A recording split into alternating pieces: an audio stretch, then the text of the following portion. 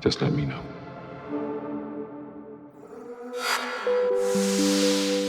In April of 2005, two American university students named Alexis Ohanian and Steve Huffman had an idea for a mobile food ordering service called My Mobile Menu. The service would allow you to order food on your phone and thus bypass the need for queues. But this was 2005, before the iPhone and the subsequent smartphone revolution, so convincing the public to use their snake machines for something more practical would be next to impossible. The idea was simply too far ahead of its time. So while brainstorming for a new idea, they eventually decided to abandon the mobile market in favor of a news aggregation website, which an investor defined as the front page of the internet. This would later become the adopted slogan of the website, which they initially called SNOO, a portmanteau of What's New. The intention was for people to ask what's new, and as such they would essentially answer their own question. Unfortunately, the domain name had already been taken. Other potential names included Oobaloo, 360 Scope, Hot Snoo, Ripe Fresh, Dose, and numerous others.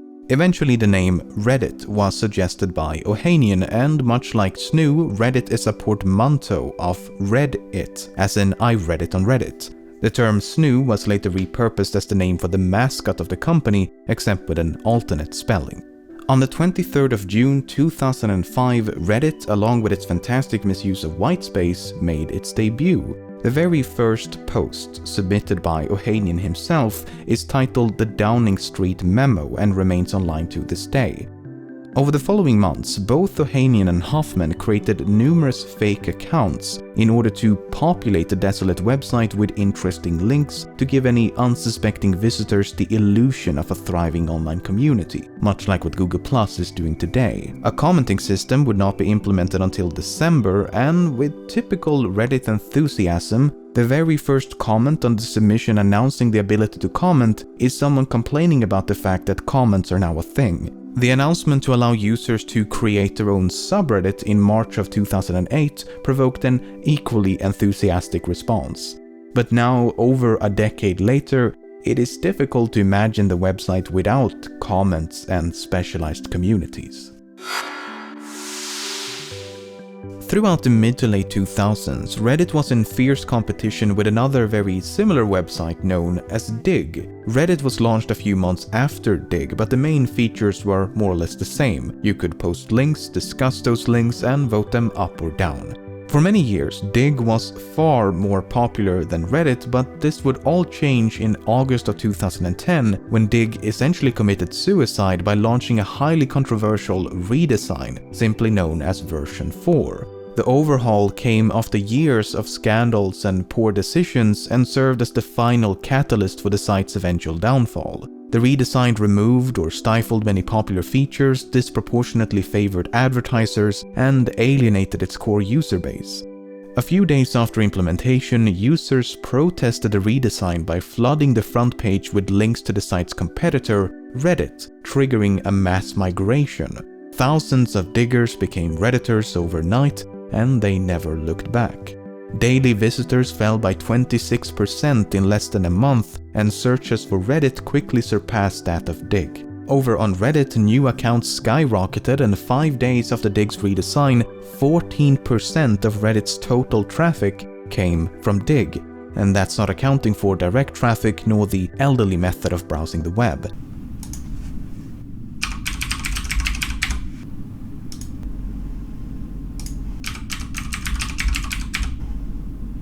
Naturally, Reddit capitalized on their rival's misstep by welcoming the newcomers and even changed the logo to resemble that of Dig's. To better illustrate this downfall, I took the liberty to collect the highest ranked post on the front page of Dig for each day between the months of May and December of 2010. As you can see, the decline is quite evident, and many would argue that this blunder is largely responsible for Reddit's subsequent dominance of this space. As Reddit now prepares for a major overhaul of its own, who knows, maybe history will repeat itself. To maximize the exposure of a submission on Reddit, your goal should naturally be to reach the front page. Now, regardless if you're a bot disguised as a person or an advertising firm disguised as a person, how exactly does one go about doing that? Is there a magic formula to reaching the top? Well, sure, time of day, submission type, phrasing of the title, buying upvotes, etc. will all have an effect on the success of your submissions. But the average Redditor might tell you, rather cynically, that the most effective method of accumulating karma is to copy and steal from others. Unfortunately, their cynicism appears to be justified. A study from 2013 found that within a 17-day period, 52% of the submissions that reached the front page had previously been posted within that same period, meaning that 52% of the submissions were reposts, while the other 48% were either original or reposts that merely fell outside the given time frame. In other words, you are more likely to reach the front page by reposting a pre-existing submission than if you were to post something original. It only makes sense then for the findings of this study to have been reposted several times over, and for one of the most upvoted submissions of all time to be complaining about the ubiquity of reposts. Using Google's Ngram viewer, it's possible to graph the frequency of any given term across millions of books and texts spanning many centuries. If we do a search for Reddit, we find that the word has been in use since as far back as the 18th century. While the graph may be going downhill, it is in fact unrelated to the website. You see, long before the creation of Reddit.com, the portmanteau actually served as the punchline to an old joke, featured here in an archived Usenet post from 1990. You can pause and read it if you'd like. In addition, Reddit is actually a surname. But the main reason for this apparent anachronism is that Reddit is a word in Latin. In Latin, the verb reddo can be translated as return, restore, or to give back. The verb can then be conjugated as reddit, meaning it returns, or redditor, meaning one who returns. Although other possible definitions include to repeat and to imitate, so it's not entirely inaccurate to say that Reddit literally means to repost. On May the 2nd, 2015, a user by the name of R.Bradbury1920 posted a story to the Legal Advice subreddit in which they expressed concern over some mysterious post-it notes they had found in their apartment.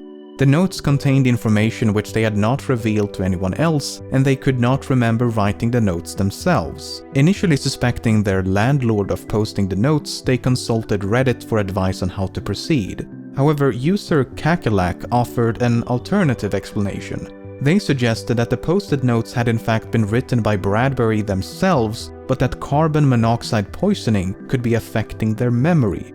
A few hours later, Bradbury confirmed Kakalak's theory with the help of a carbon monoxide detector. The apartment had indeed been flooded with dangerous levels of the odorless gas by way of a nearby parking space, and as such induced sporadic lapses in memory. In later updates, Bradbury explained that the poisoning caused brain swelling and that it took over a year for them to fully recover. It's entirely possible that Kakalak saved Bradbury's life with that simple comment, as a few more days or weeks in that apartment could have proved fatal. If you've been using Reddit for a while, chances are that you've seen a comment like this one. It usually works like this. A submission or comment makes a statement with two subjects. Someone then pretends to misunderstand the statement by switching the two subjects. Someone then points out the formulaic nature of the joke by replying, the old Reddit switch-a-roo, while linking back to a previous instance of the joke. In short, it's a site-specific meme with a dedicated subreddit and everything. The reason I bring this up is that in 2015, a user by the name of Faye Montage took advantage of this backlinking to create this intricate web of switcheroos. Each node represents an instance of the meme, and it goes on for years. The longest chain is 1,427 comments long and goes all the way back to the original comment posted by user June Tucson on June the 27th, 2011. Effectively proving that, this is a very formulaic joke. On August 10th, 2011, a user posted a submission to the Today I Learned subreddit with a link to the Wikipedia page for the movie Cry Baby Lane. It's a made-for-television horror film which aired on Nickelodeon back in 2000, but due to poor reception, it only aired once. Ever since, people have attempted to recover a copy of the lost film, but to no avail. The film's obscurity generated a lot of wild speculation, and some even began to question the film's existence in the first place. That is, until a Reddit user by the name of Fire Salad Peach claimed to own a VHS copy of the film which they had recorded on the day of its original broadcast. While many remained skeptical, Fire Salad Peach soon made good on their word by uploading a video of them filming the playback of the VHS on a TV screen. Many users then offered to convert the VHS into a modern file format, and a few days later Fire Salad Peach uploaded the entire feature-length version of Cry Baby Lane. In less than 4 days, Reddit managed to locate a film which countless others had failed to locate in over a decade. The interest generated by Reddit subsequently prompted Nickelodeon to re-release the film on Halloween of 2011. Back in January of 2014, the subreddit for the meme-based cryptocurrency Dogecoin decided it was time to promote the currency on the world stage. The question was, what would be a good way to promote a digital currency? One user had the obvious answer: winter sports. You see, the Jamaican bobsled team had to raise some $80,000 in order to compete in the 2014 Winter Olympics, and so the Dogecoin community stepped up to the challenge and donated some $30,000 worth of Dogecoins. As such, the team was able to make it to the Olympics. A few months later, the community came together once more to sponsor yet another race, except this time it was a race on wheels. Dogecoin would now sponsor a NASCAR race car by raising some $55,000 in a week. The aptly named Dogecar, or Race God in reverse of course, was plastered with a Dogecoin logo and was even featured in a NASCAR video game. And now, if all goes according to plan, a physical representation of Dogecoin will reach the moon aboard a lunar lander expected to launch in 2019. Independent research from 2016 found that 77% of all top-voted comments were among the first 10 top-level comments to be posted on a submission, meaning that what you say is not nearly as important as when you say it. Once a submission has amassed some 50 to 100 top-level comments, your chance of reaching the top is virtually zero. The best sorting method, first introduced back in 2009, attempts to counteract this bias, but early birds clearly have the advantage. Oh, and another fun fact is that over 70% of submissions with more than 1,000 comments includes at least one comment about Hitler or Nazis, and that's with all historical subreddits excluded. Although, to be fair, this statistic does not take context into account. Back in 2011, a user by the name of A858DE45F56D9BC9 began dumping strings of mysterious code into a self-titled subreddit. Puzzled by their meaning and purpose, curious Redditors were determined to decipher these mysterious codes, while others accused A858 of being nothing more than a troll intent on wasting everyone's time. Eventually, a user by the name of Fraglet decoded one of the ciphers, revealing an ASCII image of Stonehenge. This is believed to be a reference to a previous comment in which a user compared the enigmatic nature of A858 to that of the famous stone formation in England. As the years went by, A858 continued to post enigmatic codes, while amateur cryptographers struggled to crack them. The subreddit would sporadically be set to private, only to be reopened for no apparent reason. Decoded submissions merely added to the confusion as no underlying purpose or pattern could be discerned.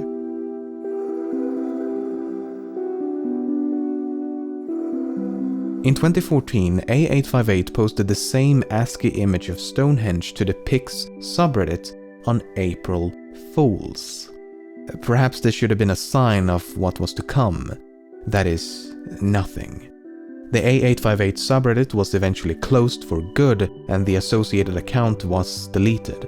The mods of the subreddit dedicated to solving the mystery claim to have been in contact with the people behind it, and the short version is that A858 was a project funded by an unknown company for some unknown purpose. In other words, no one knows what it means or if it ever meant anything in the first place. A user by the name of F04CB41F154DB2F05A4A launched a similar self-titled subreddit back in 2012, but unlike A858, it has since been resolved. Unfortunately, the resolution of F04C is about as anticlimactic as the premature conclusion of A858, as the decoded messages reveal nothing more than one-liners, memes, and other nonsense. If only people had listened to this premonition by user Kiraji from 6 years ago. Alas, the warning went ignored. Personally, I would never do something like this. I would never leave hidden clues throughout my videos for my audience to find. I would never do such a thing. Never. But if I did, I would certainly not make it so pointless. You know, some kind of reward at the end for whoever cracks the code first. But of course that's all irrelevant, as I would never do such a thing in the first place.